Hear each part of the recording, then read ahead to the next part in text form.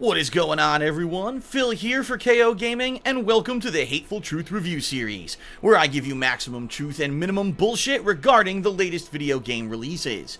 Today we're going to be talking about Dark Souls 3, and this is a review that a lot of people have been waiting for many different reasons. First of all, because I've now played every major game from Software, and it'll be easy for me to kind of compare them in a review atmosphere.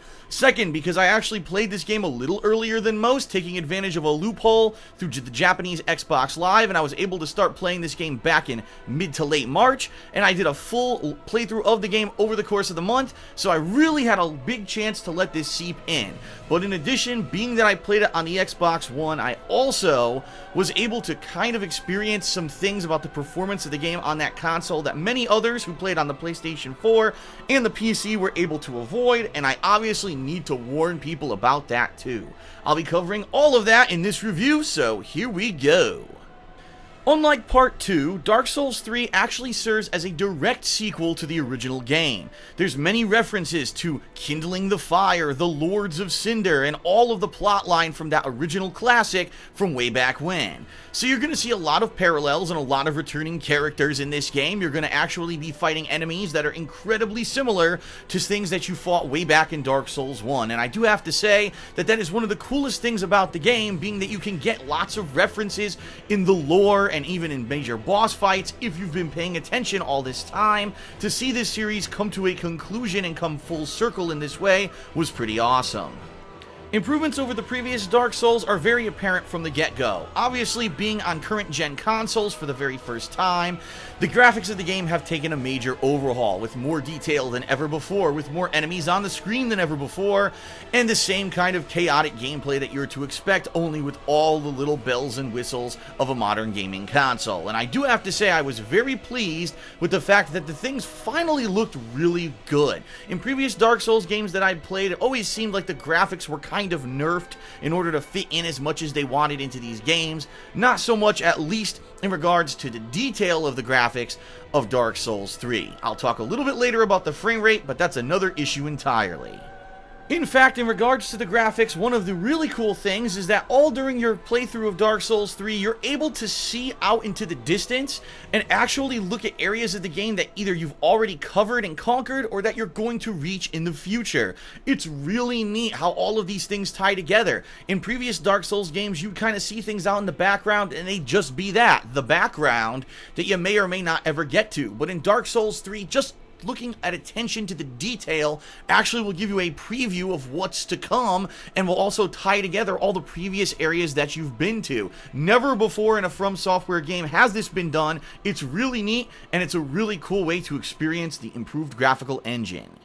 Combat in Dark Souls 3 is pretty much commonplace and what you would expect for the series, including light attacks, heavy attacks, backstabs, parries, blocking with shields, equipping armor, and equipping various different kinds of weapons for different kinds of attack strings. Yes, the dodge roll returns. The major addition here is the special ability imbued with each weapon. Every single weapon has a special kind of attribute, whether it's a special attack, whether it's a kind of a buff to your character. Every weapon has something completely unique about it that uses the new FP bar to take effect. Now you say a new bar, well, how do you recharge that bar after you've used it? Well, not only are there Estus flasks in this game to recharge your health, but there's also new Ashen flasks, which will allow you to recharge that FP bar and use your abilities more often. So for the first time, you actually have to micromanage 3 completely separate bars. It's a new interesting system. It certainly adds a new wrinkle to the Dark Souls gameplay. In addition, there's the new Embering system. By using an Ember, your character gets increased health and also opens up the multiplayer gameplay of the game. It allows people to invade your game, it allows you to invade other people's games, and opens up that whole multiplayer aspect. If you don't Ember, you choose to have reduced health, but that aspect will never really interfere in your game. So it's really completely up to you whether or not you want to participate in this new system, and I really like that about the game because in particular, I just wanted to have it be more straightforward and not have those invasions constantly bothering me. As you start to play Dark Souls 3, you'll realize something. If you played Bloodborne last year, it actually starts off very similar to that game. You'll be in towns where townspeople have been corrupted and they're kind of transforming, almost like the kind of symbiotic creatures that were in Bloodborne, and it is very reminiscent. Now, originally when I did a first impressions video for the game, I actually even called this out and said, what's going on? Why does it seem to be so similar to Bloodborne? I thought that this was supposed to be Dark Souls, but I am very pleased to say that about 5 to 6 hours into the game, it completely flips on its head. You'll start fighting a wide variety of creatures, all kinds of wild and wacky things that you've come to know from the Dark Souls universe. The mutated monsters, typical horror-style creatures, giant bosses, huge demons, everything comes into full play in this game, and it very much is a wide variety of stuff that does not leave you wanting. In fact, I will go as far to say that in all the Dark Souls games that I have played, that this one pretty much has the most cohesive universe along with the variety. When you're playing Dark Souls 3 and you're going from area to area, they don't seem like they're disjointed or disconnected like a lot of the places in previous Dark Souls games have. In this case, it seems like you're going through an organic world from one area to the next, from one town to a small settlement to a cave to a bog to a volcano. And as you go through all these areas, they really do feel like they would be naturally connected. That's something cool and different that's never been done in a Dark Souls game before. There's going to be a wide variety of environments, a wide variety of enemies, and by the end of the game, you should feel fulfilled. At least I certainly did with the amount of challenge that was in the game.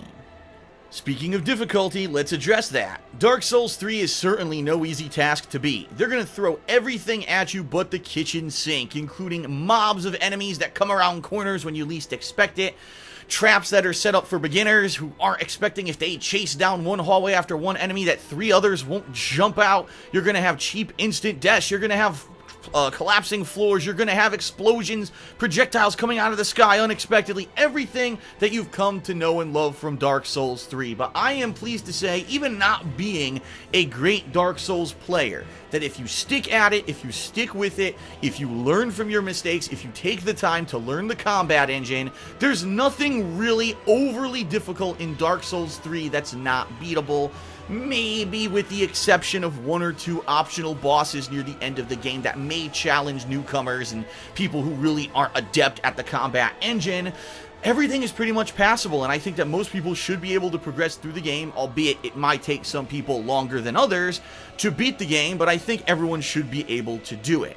I'll be honest, I think that this was the most challenging of all of the games. Keep in mind, though, that I never really legitimately played Dark Souls 1, so I don't have a frame of reference there. But in comparison to other games recently, like Dark Souls 2, or Demon Souls, or Bloodborne, I think I felt the most level of challenge with this game. Of course, I also didn't grind at all. And keep in mind that if you are playing a game like Dark Souls 3 and you're finding it too hard, you can always take the time to do some grinding against repetitive enemies, level up tons of times, and that could be your artificial crutch. This is the first From Software game I chose not to do that, and the fact that I was still able to make positive progress on every single time I played the game, and really it was only a couple bosses near the end of the game that got me stuck, I can report that the game is fair, balanced, and a lot of fun.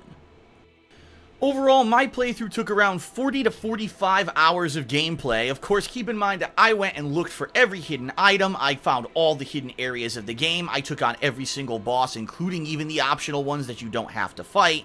And so really it was more of almost a completionist run of the game when it came down to it. I could definitely see people who are better than the game than me beating it between 20 to 30 hours, but even then that's a hefty amount of gameplay for a $60 release in this day and age. Keep in mind there's a whole multiplayer aspect to the game, including invasions and PvP, that I really didn't even delve in this time around, so really I can't even factor that into my review. I'll tell you this, I know it exists and I know it's probably good, although in previous Dark Souls games there's been lots of issues with backstabs and lagginess in the multiplayer, but just as a single player game, this game stands atop the pile of releases of the past few years. And I would probably say, honestly, I liked it just as much as Bloodborne last year. And I know that's a big statement to make because Bloodborne was a new IP, but this was a good way to send off the Dark Souls series, in my opinion, and I very much enjoyed it. Of course, I've kind of heard the opposite from some people, and some people have even come out and said that they think this game is too easy. I think that's ludicrous. I think what happened here is From Software did actually have some positive changes. For example, the bonfires in Dark Souls 3 are not necessarily more plentiful, but you can unlock shortcuts to bonfires a lot more easily than you were able to in previous Dark Souls games. A lot of times the paths that you need to take are a lot more straightforward rather than having to find the bonfire behind an illusory wall to be able to save your game. None of that exists here. It pretty much is very fair and balanced, and I really don't think there was any part of the game where I had a tough time if I died repeatedly having to go from another bonfire that was nearby to get back to where I was. And that's a very good thing. The last thing you want to do is have to replay several minutes of gameplay because you died at a hard boss and have to redo that as a gauntlet to get back to that boss. That's really not that necessary in Dark Souls 3, and I think that's a very good positive addition. But with all that good, you've got to take the bad. But honestly, I think the bad things that I experienced during my playthrough of Dark Souls 3 were console specific, being particularly that I played this on the Xbox One. During 3 particular boss fights, the frame rate of Dark Souls 3 dipped below 30 frames per second, sometimes into the teens, which actually caused the game to slow to a crawl and made it impossible to actually react to what was going on screen. In fact, a lot of the times the inputs of rolling or blocking were just massively delayed. In one instance, I was actually fighting a boss and the game completely froze for about a second, proving that this version or port of the game does not function properly on the Xbox One. Now, I'll be honest here. The same issues were actually present on the PlayStation 3 version of Dark Souls 1, and I remember the same kind of thing happening, but the difference here is, this is how many years later? How can you sell a game in 2016 and have the same issues that you had with the original entry years ago, even though you're using newer hardware? It's completely and utterly unacceptable, and I'm going to be honest with everyone. If you're going to play Dark Souls 3, and you have the option to play it on either PlayStation 3 or the PC in particular, where apparently you can get full 60 frames per second, do it. Stay away from the Xbox One version of this game. It is by far the inferior one, and not even during the boss fights. I tested during gameplay and noticed more input delay than I've ever experienced ever in a From Software game before. In fact, I just played Bloodborne last year and that had almost no input delay. This game had significant. So it's absolutely ridiculous. It's unacceptable. The Xbox One version of this game should not have been sold like this, and quite honestly, I'm pretty pissed that everyone got ripped off. So for me, Dark Souls 3 was kind of a mixed bag because I played it on the Xbox One. The new graphical engine being overhauled and having more detail than ever before was amazing. The fact that you could look off into the distance and see a connected world that really felt organic, unlike the previous Dark Souls games, was really outstanding. The level design, the enemy design, the boss design, the tried and true Dark Souls gameplay returning with a new twist with the new weapon abilities, the bonfires being more plentiful and or easier to find so you don't have to backtrack as much, but the also ever-present difficulty of Dark Souls still being there were all massive positives in my opinion. But I have to pair that with the frame drops, the frame rate issues, the input delay, and the input blatant drops that happen during gameplay during particular parts of the game that are not acceptable in the present day. So here's what I'm going to do. I'm going to give Dark Souls 3 2 separate scores. I'm going to give it an overall score dependent on the game itself, the engine, the art design, and what I felt they did with the game, and then I'm going to give it a score to the Xbox One version. I think that overall Dark Souls 3 is one of, if not the best in the series. I really would say it's between 1 and 3. 2 is probably the worst in all of them in my opinion after really weighing and balancing everything. And it's hard for me to say because I haven't really legitimately done a full playthrough of Dark Souls 1. I really had my hand held through it when I played it that second time. But I'm going to say that Dark Souls 3 does everything right. It's a good send-off to the series. It ties all the plot lines together. It's really well done. I'm actually going to say Dark Souls 3 is a 9.5 out of 10. And before someone says, but Phil, years ago you rated Dark Souls 2 a 9.5 out of 10. In retrospect, right, when better games are released, scores will adjust. So I have to say that Dark Souls 2, for me now, is probably around an 8.75 in comparison with the stuff that I did in Dark Souls 3. I think it actually lowers its ranking overall in the From Software games.